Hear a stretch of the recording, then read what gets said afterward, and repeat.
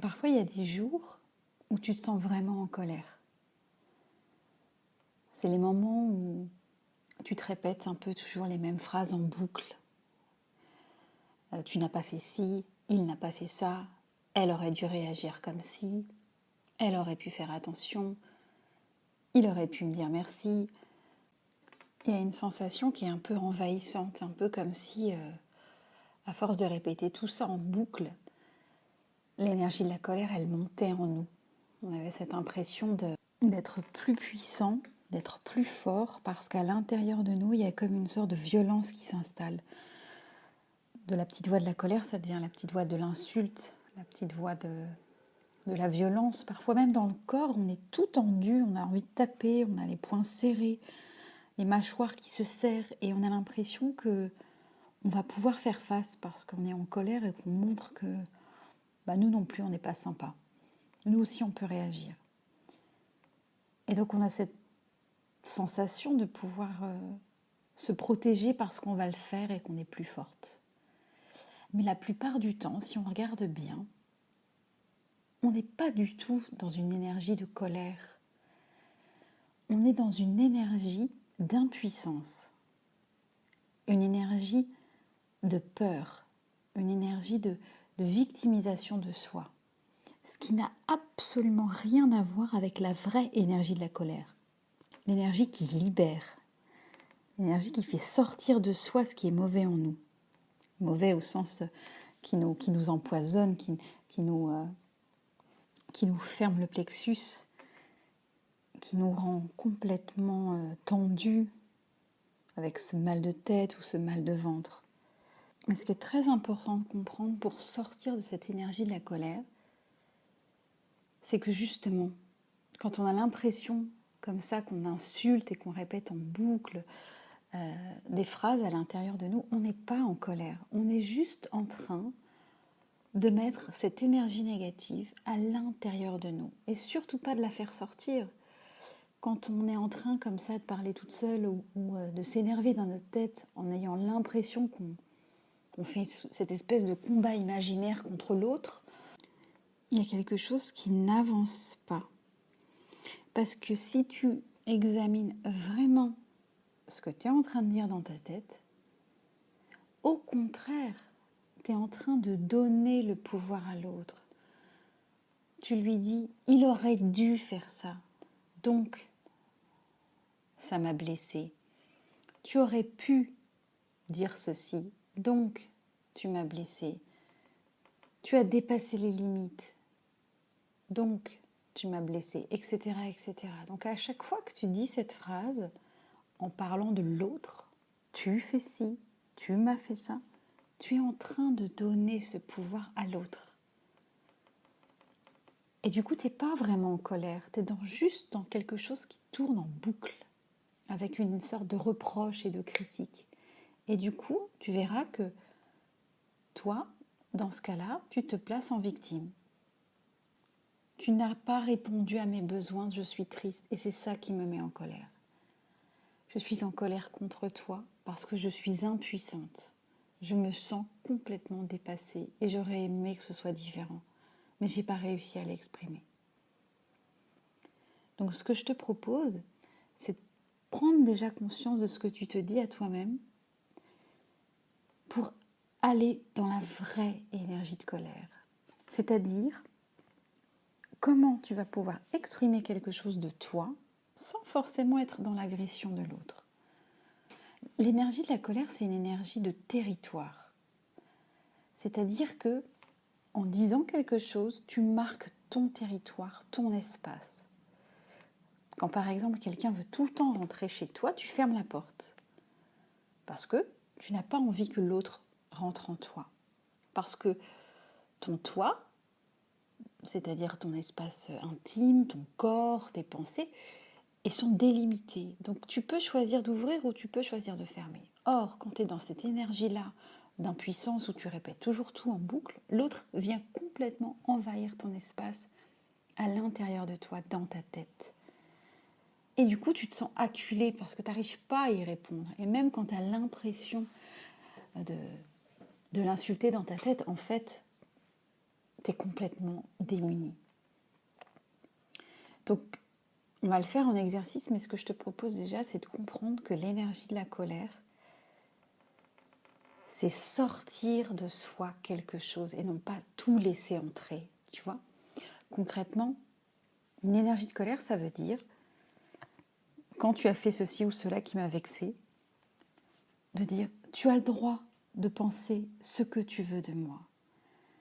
Tu as le droit de dire ce que tu veux. Les choses se sont passées ainsi. Mais moi, je sais qui je suis. Quand tu m'as dit que j'étais une incapable, tu avais le droit de le penser. Mais moi, je sais qui je suis. Et je sais de ce dont je suis capable. Ce n'est pas à toi de définir qui je suis. Et en faisant ça, tu vas rentrer dans cette énergie de colère. Parce que tu dis stop, tu dis voici mon territoire, voici qui je suis. Et je n'ai plus besoin d'être en lutte par rapport à toi, d'être constamment dans un combat pour te crier qui je suis, pour te supplier de m'écouter, pour te supplier de me regarder, etc. Juste, tu dis à toi-même qui tu es. Et tu vas voir que ça crée quelque chose en toi qui fait que tu n'es plus en combat avec l'autre. Et que la vraie énergie de la colère, c'est pas forcément une énergie de cri, parce que ça sert à rien. C'est une énergie très belle, la colère, pour dire stop, ou pour dire voici comment je me définis. Et quand tu empiètes sur mon territoire, je te réponds pour que tu saches que là, c'est mon espace. Exactement de la même manière que quand tu viens me marcher sur le pied, je te dis j'ai mal parce que ça c'est mon pied et que tu ne l'as pas vu. Mais tu as conscience de ton corps. Tu dis non, stop, là c'est trop. Alors pourquoi tu ne le fais pas avec tes émotions? Pourquoi tu acceptes qu'on dise tout et n'importe quoi sur toi? Que tu es trop lente, trop rapide, trop grosse, trop laide, incapable, trop discrète, etc., etc. Pourquoi tu acceptes que l'autre vienne envahir ton territoire, ta pensée et définir qui tu es? En quoi l'autre, que ce soit ton conjoint, que ce soit tes parents, tes frères et sœurs, ton travail, en quoi l'autre pourrait se permettre de définir qui tu es, toi, à l'intérieur? Tu vois, c'est tout ça le cheminement. Le cheminement, il est assez simple en soi, mais il est difficile à vivre. Parce qu'en faisant ça, ça veut dire aussi, et c'est aussi pour ça que c'est difficile, c'est que tu te détaches de ton modèle parental. Ah bon, mes parents n'avaient pas totalement raison. Donc tu es obligé de t'en détacher quelque part. Pour comprendre que non, tu as beau entendre des phrases sur toi, ce n'est pas toi. Même parfois ce que tu penses de toi est faux, toi-même avec toi-même. Tu vois, parce que tu te laisses envahir par ces petites voix.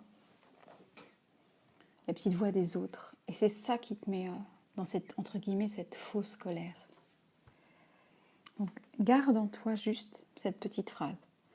Quand tu es en colère, tu peux penser ce que tu veux de moi. Tu peux réagir comme tu veux. Mais moi, je sais qui je suis et je sais ce qui est important pour moi. Ce sera jamais à toi de le définir. Je suis la seule personne qui est la mieux placée pour savoir qui je suis. Et puis tu peux fermer les yeux. Tu vas rester dans quelque chose de très doux. Une colère, ça peut être très profond et très puissant en étant très doux. Il n'y a pas besoin d'être toujours dans cette énergie de combat par rapport à l'autre. Juste, tu vois, tu fermes les yeux. Tranquillement, tu respires et tu observes toute cette tension, toute cette agitation de colère à l'intérieur. Ça peut être au niveau de la tête, ça peut être au niveau de ton plexus. Juste, tu respires. Voilà, je le fais avec toi si tu veux. Tu inspires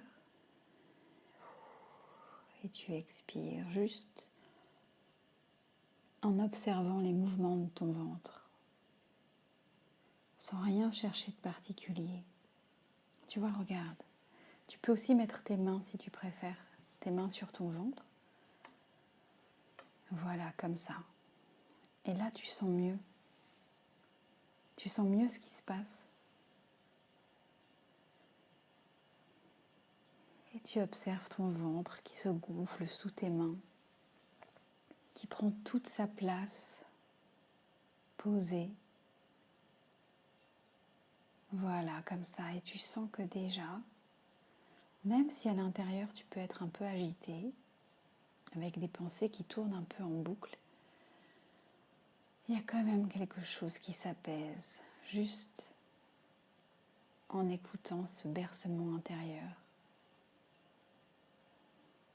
Voilà. Et si tu observes bien, tu vas pouvoir sentir aussi en fermant les yeux tous les contours de ton corps. Un peu comme une photo intérieure de tes pieds, de tes jambes, de ton dos, de ton ventre, de tes bras, puis de ta tête. Et ça va t'aider à visualiser ton territoire. Comme si ce que tu pouvais faire, c'est vraiment sentir les contours de ton corps et te dire que tu es dans une bulle, que c'est ton univers et que rien ni personne ne peut rentrer en toi. Tu vois, tu sens comme ça, bien tout autour. Et tu visualises qu'il peut y avoir plein d'attaques, d'agressions, de mots de colère, de critiques, d'épées. Et c'est comme si tu voyais tous ces gens, que ce soit tes parents, ta famille ou même tes collègues, c'est comme si tu les voyais s'éloigner de toi, un peu comme s'il y avait une nébuleuse entre toi et eux. Tu vois ? Prends le temps de visualiser une sorte de grand espace, comme si tu étais inatteignable, comme si ton territoire, c'était presque un royaume, des terres très vastes, et que personne ne pouvait entrer sans y être invité.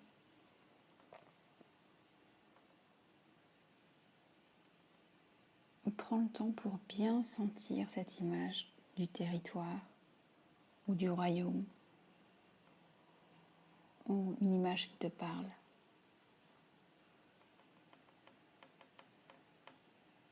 Pour que cette poésie t'aide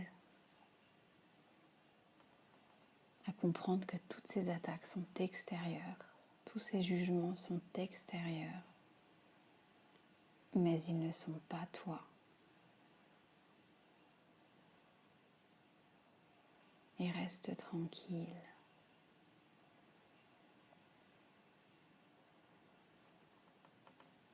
Voilà, juste comme ça, sans rien faire.